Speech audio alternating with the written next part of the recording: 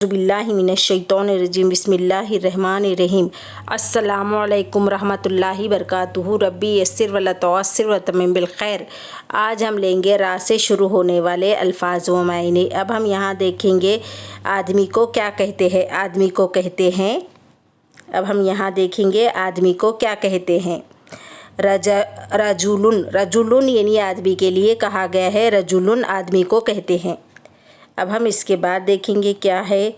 Ribbon को क्या कहते हैं। रिबिन को कहते हैं रिबातुन, रिबातुन यानी रिबिन के लिए कहा गया है। अब हम इसके बाद देखेंगे पाँव, पाँव को क्या कहते हैं। पाँव को कहते हैं रिजुलुन, रिजुलुन यानी पाँव के लिए कहते हैं।